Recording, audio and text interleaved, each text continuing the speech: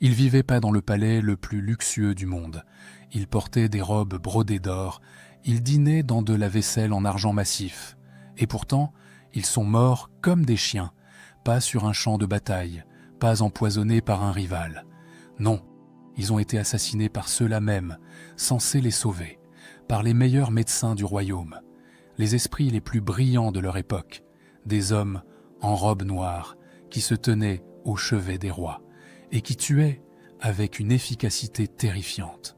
Louis XIV lui-même, la duchesse de Bourgogne, le grand dauphin, tous morts entre les mains de leurs propres médecins, saignée mortelle, chirurgie barbare, traitement plus toxique que le poison, des protocoles si absurdes qu'un paysan traité par un guérisseur de village avait plus de chances de survivre qu'un noble à Versailles. Et le pire, ils le savaient, certains suppliaient qu'on arrête, mais personne n'osait désobéir au protocole royal. 5 erreurs médicales, 5 agonies, 5 morts qui révèlent le secret le plus sombre de Versailles. Derrière les miroirs dorés se cachait un cimetière. Dites-moi en commentaire d'où vous regardez cette vidéo. Et si vous voulez découvrir les vérités enfouies de l'histoire de France, celles qu'on ne vous a jamais enseignées à l'école, abonnez-vous maintenant, parce que chaque semaine, je vous révèle ce qui s'est vraiment passé. Maintenant, entrons dans les couloirs de Versailles, là où la médecine était plus mortelle que la peste. 1er septembre 1715. Versailles. Dans la chambre royale, le silence est si lourd qu'on entend à peine respirer. Louis XIV, le roi Soleil, l'homme le plus puissant d'Europe, gît dans son lit d'apparat. Sa jambe gauche est d'un noir, complètement noir, de la cheville jusqu'à la cuisse. L'odeur est insoutenable, une odeur de chair morte, de pourriture, que même les parfums les plus coûteux du royaume ne parviennent plus à masquer. Autour de lui, 12 médecins, les meilleurs de France, les esprits les plus brillants du royaume, formés à la faculté de médecine de Paris, portant leurs robes noires, solennelles, et leur certitude inébranlable. Ils viennent d'appliquer leur dernier traitement, du lait d'ânesse versé directement sur la gangrène, précédé bien sûr de saignées massives pour purifier les humeurs corrompues. Le roi a 77 ans, il agonise depuis 4 semaines, mais ce n'est pas la vieillesse qui le tue, ce sont eux, ses propres médecins, parce que voilà la vérité que l'histoire officielle ne dit pas. Louis XIV, le monarque qui a fait trembler toute l'Europe, l'homme qui a transformé la France en superpuissance absolue, est mort assassiné. Pas par un complot, pas par un poison versé dans l'ombre, non. Il a été tué par l'ignorance déguisée en science, par l'orgueil médical déguisé en devoir. Et il n'est pas le seul. Versailles n'était pas seulement le centre du pouvoir politique français, c'était aussi un laboratoire médical grandeur nature, un lieu où les corps des nobles servaient de terrain d'expérimentation pour une médecine qui se croyait savante, mais restait profondément, terriblement archaïque. Les archives du château révèlent une vérité glaçante. Les journaux intimes des courtisans, les rapports des premiers chirurgiens, les lettres privées des médecins eux-mêmes. Tous ces documents nous montrent la même chose. Plus vous étiez proche du roi, plus vous étiez riche et puissant, plus vous risquiez de mourir entre les mains de vos propres médecins. Parce que ces praticiens, obsédés par les théories antiques de Galien, paralysés par la peur de déplaire au pouvoir, appliquaient des protocoles qui tuaient plus sûrement qu'ils ne guérissaient, des traitements si absurdes, si dangereux, qu'un paysan soigné par un guérisseur de village avait statistiquement plus de chances de survivre à une maladie qu'un duc traité par les meilleurs médecins du royaume. La richesse ne protégeait pas, le prestige ne sauvait pas. Au contraire, l'accès aux soins royaux était une condamnation à mort. Aujourd'hui, nous allons explorer 5 erreurs médicales qui ont coûté la vie à certains des personnages les plus puissants de France. 5 tragédies qui révèlent l'envers sombre du grand siècle. 5 morts évitables qui nous montrent que même au sommet de la pyramide sociale, même dans les appartements dorés de Versailles, la vie humaine restait terriblement, cruellement fragile. Et nous commençons avec une femme, une reine, celle qui a partagé le lit de Louis XIV pendant plus de 20 ans, Marie-Thérèse d'Autriche, juillet 1683. Marie-Thérèse a 44 ans. Elle est robuste, en bonne santé générale. Une femme qui a survécu à 6 grossesses, à la vie épuisante de la cour, aux intrigues incessantes de Versailles. Ce jour-là, après un dîner particulièrement copieux, elle se plaint d'une légère fièvre. Rien de grave, un malaise passager. Mais à Versailles, rien n'est jamais simple. Parce qu'elle est la reine, on ne peut pas la laisser se reposer tranquillement. On appelle immédiatement les médecins du roi. Ils arrivent en procession solennelle, examinent la patiente, prennent son pouls, observent sa langue et rendent leur diagnostic avec une assurance absolue. Excès de sang, pléthore sanguine. Les humeurs sont déséquilibrées. Il faut purger, il faut saigner. Marie-Thérèse proteste faiblement. Elle dit qu'elle se sent juste un peu fatiguée, qu'elle voudrait simplement dormir. Mais on ne discute pas avec les médecins royaux. Leur science vient de Galien, de l'Antiquité, de 1500 ans de tradition médicale. Qui est-elle pour remettre en question leur sagesse? On sort les lancettes, les bassins, on découvre son bras, et on commence. Première saignée. On lui retire près d'un demi-litre de sang. La fièvre ne baisse pas. Les médecins se consultent, hochent gravement la tête. Le diagnostic était correct, disent-ils, mais le traitement n'a pas été assez vigoureux. Il faut saigner davantage. Deuxième saignée, 6 heures plus tard, encore un demi-litre. Marie-Thérèse est maintenant très pâle. Elle tremble. Elle dit qu'elle a froid. Les médecins la couvrent de couvertures et ordonnent une 3e saignée pour le lendemain matin. La princesse Palatine, belle-sœur du roi, assiste à toute la scène. Dans son journal, elle écrira plus tard ces mots terribles. On l'a tant saignée qu'elle n'avait plus la force de respirer. Elle disait qu'elle se sentait mourir, mais les médecins assuraient que c'était bon signe, que les mauvaises humeurs sortaient enfin de son corps. 3e saignée, 4e saignée. En 24 heures, on lui a retiré près de 2 litres de sang. Marie-Thérèse n'a plus la force de parler. Ses lèvres sont bleues, son regard est vide. Mais les médecins continuent, parce que le protocole l'exige, parce que la théorie des humeurs le demande, parce qu'on ne peut pas admettre qu'on s'est trompé. Affaiblie au-delà de tout, incapable de résister à quoi que ce soit, Marie-Thérèse développe une infection, probablement une septicémie, une infection du sang. Son corps n'a plus aucune défense, plus aucune force pour combattre. Elle meurt 3 jours plus tard, vidée de son sang, tuée par ceux qui juraient de la soigner, la saigner. Héritée de Galien et pratiquée depuis l'Antiquité, considérée comme un remède universel. Le traitement de base pour presque toutes les maladies. Fièvre, saignée. Infection, saignée. Douleur, saignée. Faiblesse, saignée aussi, pour éliminer le sang corrompu. Mais voilà la vérité. La saignée affaiblissait les patients au moment précis où leur corps avait le plus besoin de force pour combattre l'infection. Elle les déshydratait. Elle réduisait leur capacité à transporter l'oxygène. Elle détruisait leur défense naturelle. En voulant purifier le sang, les médecins condamnaient leurs patients à une mort lente et atroce. Marie-Thérèse d'Autriche, reine de France, est morte d'une simple fièvre digestive. Quelque chose qu'un peu de repos et d'eau fraîche aurait probablement guéri en quelques jours. Mais elle a eu le malheur d'être reine, le malheur d'avoir accès aux meilleurs médecins du royaume, et ce privilège l'a tuée.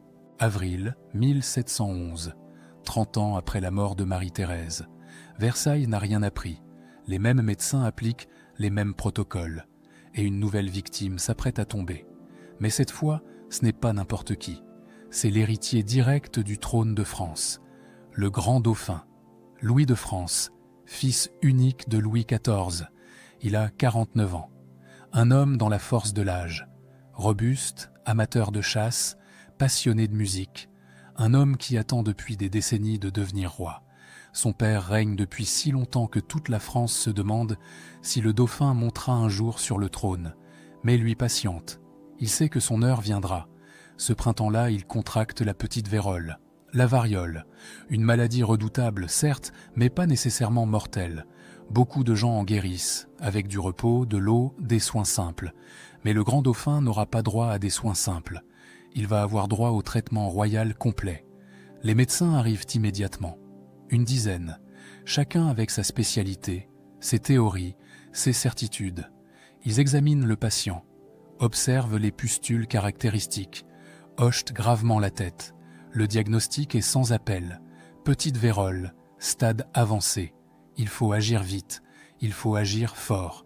On sort les fioles, les poudres, les mélanges secrets. Parce qu'à Versailles, on ne traite pas une maladie avec un seul remède. On déploie l'arsenal complet de la pharmacopée royale, un cocktail de substances dont certaines sont franchement toxiques. Premier traitement, l'émétique à base d'antimoine, un poison métallique utilisé pour provoquer des vomissements violents. L'idée, selon la théorie médicale de l'époque, c'est de faire sortir les humeurs corrompues par le haut. Le grand dauphin vomit pendant des heures, encore et encore, jusqu'à ce qu'il ne reste plus rien dans son estomac, jusqu'à ce qu'il vomisse de la bile pure, du sang même. Mais ce n'est que le début. Deuxième traitement, le quinquina, écorce venue d'Amérique du Sud, considérée comme miraculeuse.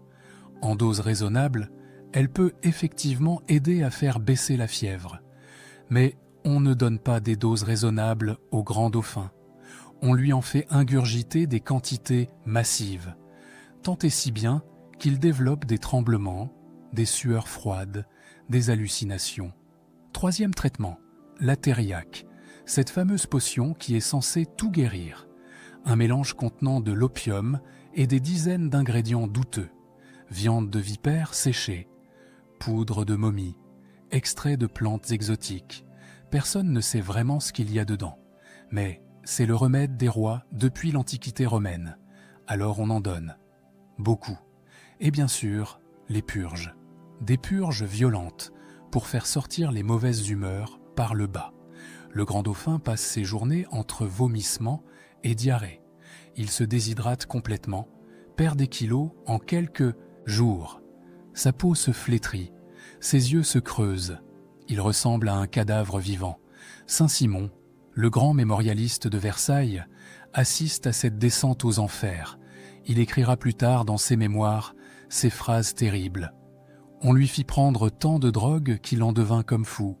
Il criait qu'on l'empoisonnait, et il ne se trompait guère, sinon que c'était par ignorance, et non par malice.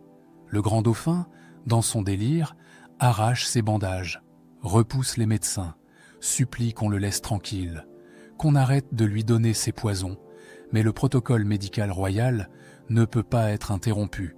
On ne peut pas admettre que les meilleurs médecins de France se trompent. Alors on continue. On le maintient de force. On lui fait avaler les potions. On vide son corps par tous les moyens possibles. 6 jours d'agonie. 6 jours de torture médicale. Le grand dauphin meurt le 30 avril 1711. Officiellement, de la petite vérole. Mais la vérité, c'est qu'il meurt d'une intoxication médicamenteuse aiguë. Son corps n'a pas succombé à la variole. Il a été détruit par les traitements censés le sauver. Et voici l'ironie la plus cruelle. S'il avait été un paysan anonyme dans un village reculé de France, il aurait probablement survécu, parce qu'un paysan n'aurait pas eu accès à tous ces poisons raffinés. On l'aurait laissé au lit avec de l'eau fraîche et du repos. Son corps aurait combattu la maladie naturellement. Il aurait guéri. Mais le grand dauphin était l'héritier du trône. Il avait droit aux meilleurs soins, aux médecins les plus renommés, aux traitements les plus sophistiqués. Et cette sophistication l'a tué. La médecine royale était devenue un piège mortel. Plus on vous soignait, moins vous aviez de chances de survivre. Chaque potion, chaque purge, chaque saignée rapprochait le patient de la mort. Mais personne n'osait le dire. Parce que remettre en question la médecine officielle, c'était remettre en question l'ordre établi. C'était avouer que des siècles de tradition étaient peut-être fondés sur l'erreur.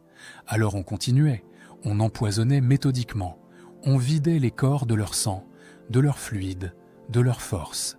et on appelait ça de la science. Le grand dauphin ne montera jamais sur le trône, son fils non plus d'ailleurs, parce que moins d'un an plus tard, une autre tragédie va frapper Versailles, une tragédie encore plus déchirante, celle d'une jeune femme adorée de toute la cour, celle qui allait devenir la prochaine victime de l'orgueil médical, la duchesse de Bourgogne. Mais avant de raconter son histoire, il faut comprendre quelque chose. Ces morts ne sont pas des accidents isolés, ce ne sont pas des erreurs ponctuelles commises par des médecins incompétents. Non, c'est un système entier qui dysfonctionne, un système où la théorie prime sur l'observation, où le dogme écrase le bon sens, où l'orgueil intellectuel devient plus important que la vie humaine. Les médecins de Versailles n'étaient pas stupides, ils n'étaient pas cruels, ils croyaient sincèrement faire leur devoir. Ils appliquaient les enseignements de la faculté de médecine de Paris. Ils suivaient les textes de Galien et d'Hippocrate. Ils respectaient une tradition médicale vieille de plus de 1000 ans. Mais cette tradition était fausse, complètement fausse. Et chaque jour, elle tuait. Février 1712, moins d'un an après la mort du grand dauphin. Versailles est encore sous le choc. La famille royale porte le deuil. Mais la vie continue.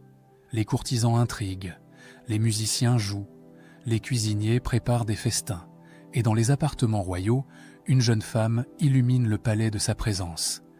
Marie-Adélaïde de Savoie, la duchesse de Bourgogne, 26 ans, belle, vive, intelligente, adorée de toute la cour. Même Louis XIV, le vieux roi austère qui ne sourit presque jamais, s'adoucit en sa présence. Elle est sa belle-fille favorite. Celle qu'il considère presque comme sa propre fille, celle qui apporte de la joie dans ce palais souvent glacial.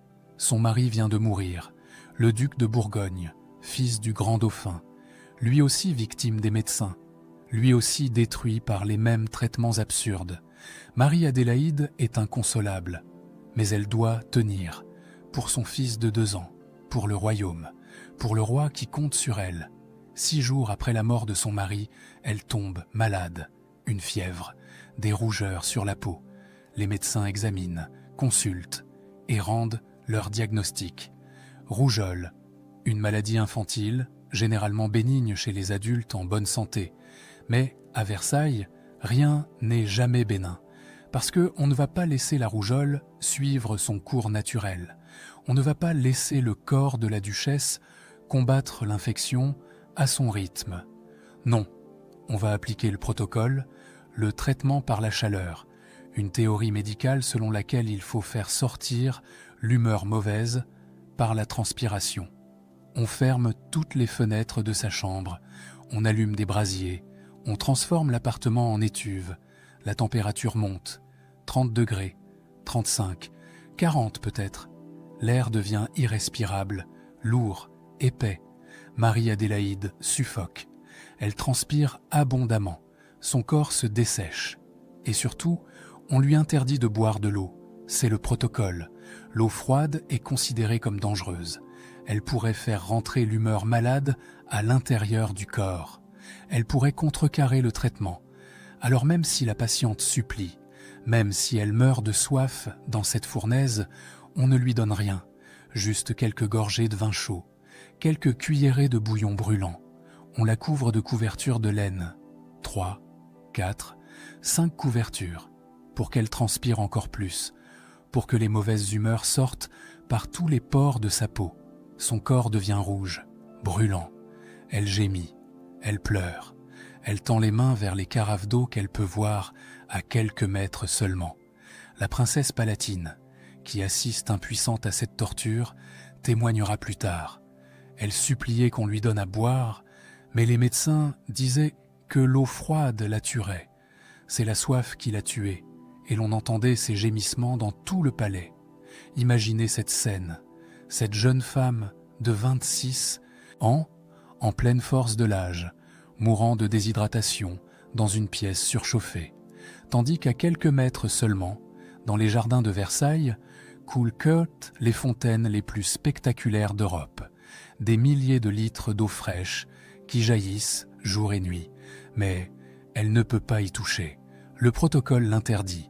Les médecins sont là, autour d'elle, satisfaits, convaincus de faire leur devoir. Ils voient qu'elle transpire abondamment. C'est bon signe, disent-ils. L'humeur malade sort. Le traitement fonctionne. Il faut continuer. Il faut intensifier même. Mais ce qui sort, ce n'est pas l'humeur malade. C'est la vie elle-même.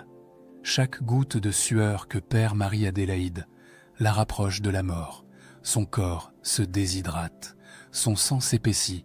Ses organes commencent à défaillir. Son cœur bat de plus en plus vite, essayant désespérément de pomper ce sang devenu trop épais. 3 jours de cette torture. Le 12 février 1712, Marie-Adélaïde de Savoie meurt, officiellement de la rougeole. En réalité, de déshydratation aiguë. Les médecins ont transformé une maladie bénigne en condamnation à mort. Aujourd'hui, n'importe quel étudiant en médecine de première année sait qu'une fièvre nécessite au contraire une hydratation massive, que priver un malade d'eau, c'est le condamner, que surchauffer une pièce où gît un patient fiévreux, c'est accélérer sa mort. C'est la base absolue des soins médicaux, l'évidence même. Mais en 1712, cette évidence n'existait pas. Ou plutôt, elle existait peut-être chez quelques médecins novateurs, chez quelques esprits libres qui osaient remettre en question Galien, mais pas à Versailles, pas à la cour du roi Soleil, où la tradition primait sur l'observation, où le protocole écrasait le bon sens. La mort de Marie-Adélaïde plonge Louis XIV dans un chagrin sans fond. Il vient de perdre son fils, son petit-fils, et maintenant sa belle-fille adorée. En l'espace d'1 an, l'héritier du trône, le successeur de l'héritier, et la femme qui apportait de la lumière dans sa vieillesse, tous morts, tous soignés par les mêmes médecins. Est-ce qu'il commence à comprendre? Est-ce qu'il se demande si ces traitements sont vraiment efficaces? Nous ne le saurons jamais, parce que Louis XIV ne remet pas en question ses médecins, pas encore. Il a trop besoin de croire qu'ils savent ce qu'ils font, que la médecine royale est la meilleure du monde, que ces morts sont des fatalités, pas des erreurs. Il faudra sa propre agonie, 3 ans plus tard, pour qu'enfin la vérité devienne impossible à ignorer. Mais nous n'en sommes pas encore là. Il reste 2 erreurs médicales à explorer, 2 tragédies qui vont nous montrer que la médecine de Versailles ne se contentait pas de tuer par saignée ou par déshydratation. Elle pouvait aussi torturer, découper, brûler, au nom de la science, au nom du protocole, au nom d'un savoir qui n'en était pas un. Et la prochaine victime va nous faire entrer dans les profondeurs les plus sombres de la chirurgie du XVIIIe siècle. Un monde sans anesthésie, sans antisepsie, sans la moindre notion d'hygiène. Un monde où une simple opération devenait un cauchemar éveillé, où les patients mouraient autant de douleurs que d'infections. Juin 1722.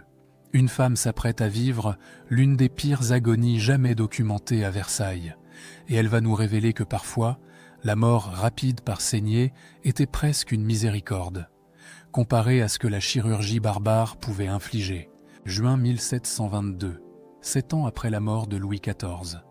Le nouveau règne a commencé. Louis XV n'a que 12 ans. Le régent Philippe d'Orléans gouverne la France. Et dans les appartements du palais vit sa femme, Françoise-Marie de Bourbon, Madame, duchesse d'Orléans, fille légitimée de Louis XIV et de Madame de Montespan. Elle a 49 ans, une femme de caractère, intelligente, cultivée, habituée aux intrigues de cour. Elle a survécu aux purges familiales, aux complots, aux guerres de succession. Elle pensait avoir traversé le pire, mais elle ne sait pas encore ce qui l'attend. Ce mois-là, elle découvre une grosseur au sein, un abcès probablement, quelque chose d'assez courant, généralement bénin. Aujourd'hui, on l'aurait traité avec des antibiotiques, peut-être une petite incision sous anesthésie locale, quelques jours de repos. Rien de grave. Mais nous sommes en 1722. L'anesthésie n'existe pas. Les antibiotiques non plus. L'antisepsie est un concept totalement inconnu. Et les chirurgiens de Versailles vont appliquer leur protocole. un protocole hérité du Moyen Âge, un protocole d'une barbarie absolue. On convoque les chirurgiens. À cette époque, les chirurgiens ne sont pas considérés comme de vrais médecins. Ce sont des artisans, anciennement des barbiers.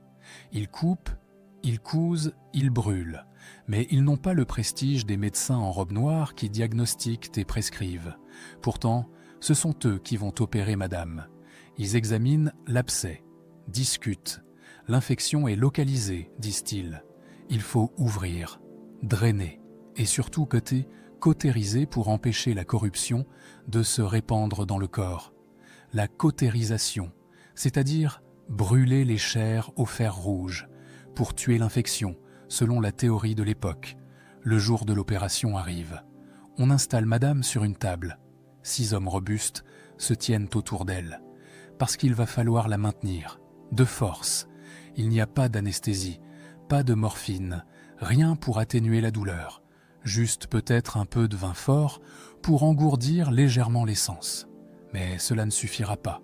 Loin de là, les chirurgiens ont leurs instruments, des lancettes, des pinces et surtout des fers à cautériser qu'on fait chauffer dans les brasiers jusqu'à ce qu'ils deviennent rouges, incandescents. L'opération commence. On incise l'abcès, sans anesthésie. Imaginez la douleur. Un couteau qui tranche dans la chair vive.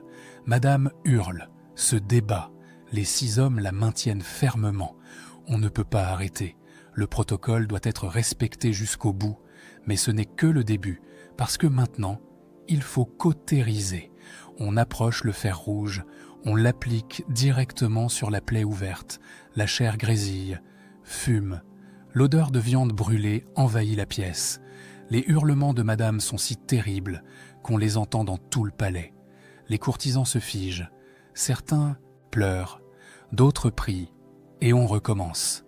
Parce qu'il faut cautériser profondément, disent les chirurgiens. Il faut brûler toute trace d'infection. On applique le fer rouge encore et encore. À chaque fois, la même odeur, les mêmes hurlements, la même torture. Madame perd connaissance plusieurs fois. On la ranime avec des sels et on continue. Parce que l'opération n'est pas terminée. On ne peut pas la laisser inachevée. Ce serait pire encore. Combien de temps dure cette torture? Les témoignages parlent de plus d'1 heure. 1 heure de souffrance pure. 1 heure où madame a dû souhaiter mourir sur le champ pour que cela s'arrête enfin. Quand c'est terminé, on la ramène dans son lit. Elle est en état de choc. Son corps tremble de façon incontrôlable. Elle ne peut plus parler, juste gémir faiblement. Les chirurgiens sont satisfaits. L'opération s'est bien passée selon eux.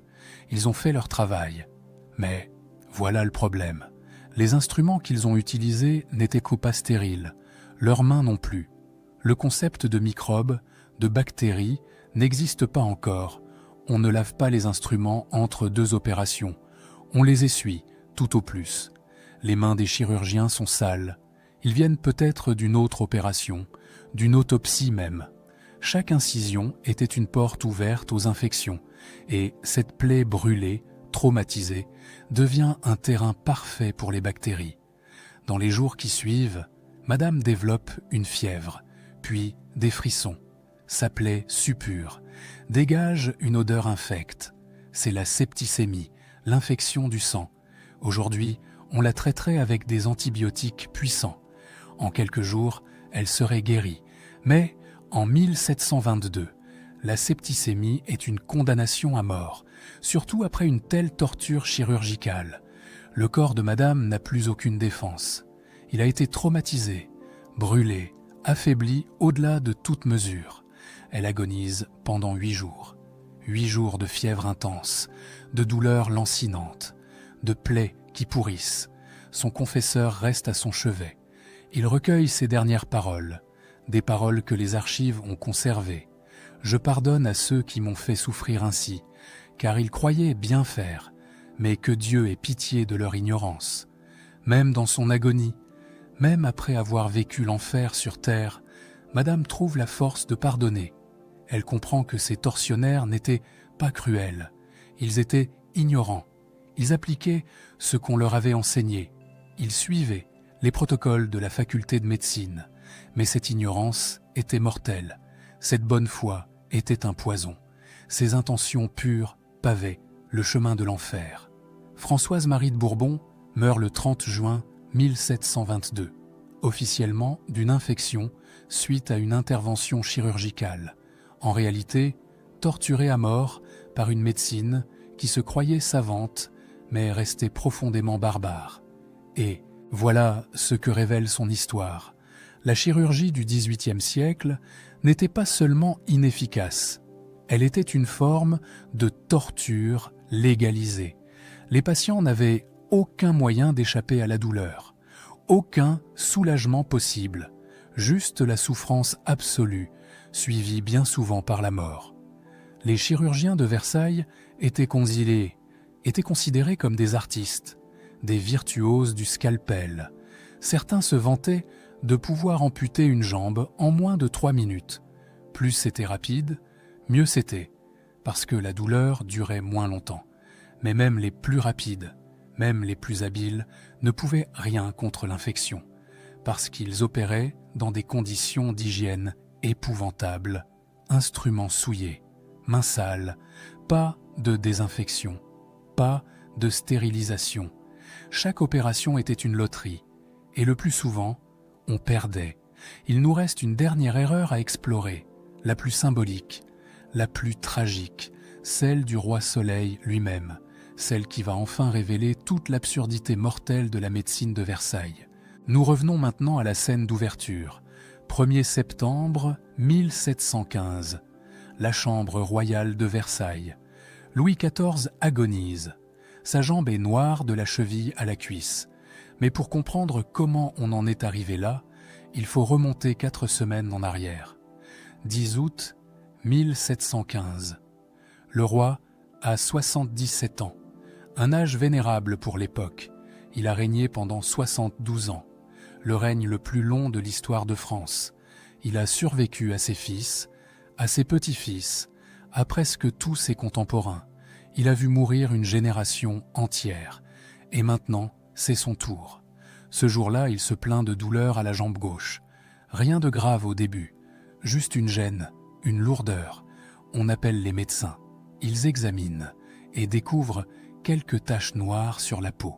Petites, localisées, mais inquiétantes. C'est le début d'une gangrène, probablement causée par le diabète, même si ce diagnostic n'existe pas encore sous cette forme. Le sang du roi ne circule plus correctement. Les tissus commencent à mourir et l'infection s'installe. Aujourd'hui, face à une gangrène débutante, la décision serait immédiate.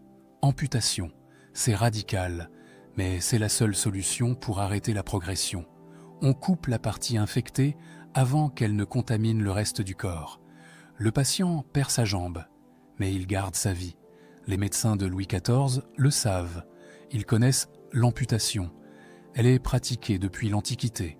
Sur les champs de bataille, les chirurgiens militaires amputent régulièrement pour sauver des soldats blessés. C'est une technique éprouvée, douloureuse certes, traumatisante, mais efficace. Mais voilà le problème. On ne mutile pas le corps sacré du roi. Louis XIV n'est pas un simple mortel. Il est le représentant de Dieu sur terre, le roi Soleil, le monarque absolu. Son corps est symbolique, politique, presque religieux. L'amputer serait une forme de sacrilège. Alors les médecins décident d'essayer autre chose. Des traitements conservateurs, des remèdes qui vont guérir la gangrène sans toucher au corps royal. Du moins, c'est ce qu'ils espèrent, ce qu'ils veulent croire. On commence par les cataplasmes, du lait d'ânesse appliqué directement sur les taches noires. Pourquoi du lait d'ânesse ?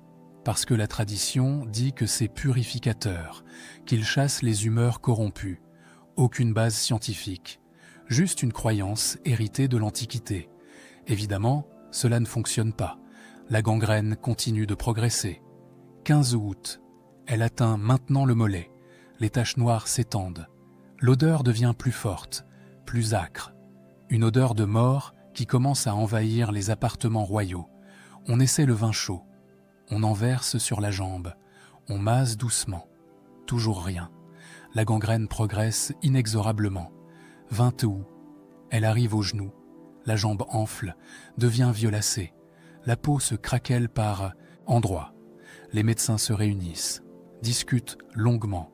Ils savent qu'il faudrait amputer, mais personne n'ose le proposer officiellement, parce que celui qui suggérera de couper la jambe du roi sera celui qui portera la responsabilité de cette mutilation.